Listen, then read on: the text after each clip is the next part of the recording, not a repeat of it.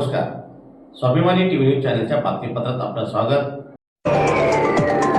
माता शबरी घरकुल योजनेचा हप्ता द्या, वंदनाताई भांबरेंच्या नेतृत्वात मनपा आयुक्तांना निवेदन. धुळे महानगरपालिका शहरी माता शबरी आदिवासी घरकुल योजनेत दिरंगाई विरोधात भाजपच्या माजी नगरसेविका वंदनाताई भांबरे यांनी आज आक्रमक भूमिका घेत आयुक्तांच्या दालनासमोर आंदोलन केले. या योजनेतील पात्र 114 लाभार्थ्यांपैकी 90 जणांना बांधकाम परवानगीच्या तांत्रिक मुद्द्यावर मनपा प्रशासनाने पहिला हप्ता अडवून ठेवलेला आहे. 269 चौरस फुटाच्या जागेला बांधकाम परवानगीची गरज नसताना तसेच शिंदखेडा नगरपंचायतीने केवळ अभिलेख प्रमाणपत्रावर लाभार्थ्यांना लाभ दिलेला आहे.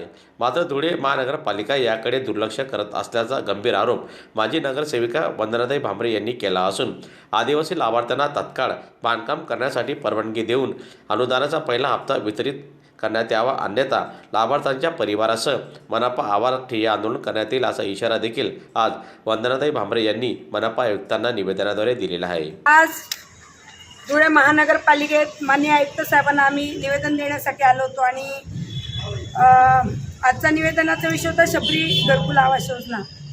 आपल्याला सगळ्यांना माहिती आहे की माननीय प्रधानमंत्री मोदीजींचा वाक्य आहे, घोषवाक्य आहे, मागेल त्याला घर.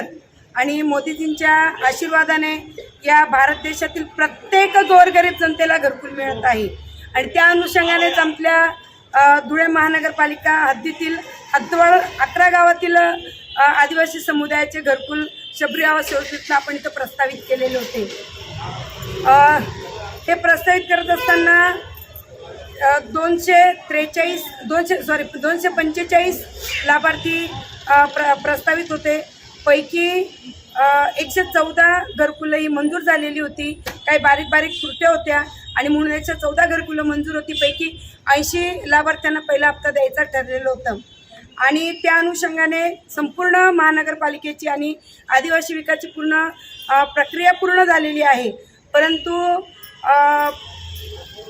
बांधकाम परमिशनची अट जी होती, या अटीमुळे घरकुल योजनेला विलंब होत होता, लाभ मिळण्यास विलंब होत होता. आणि त्यासाठी आज आम्ही निवेदन देण्यासाठी आलेलो होतो.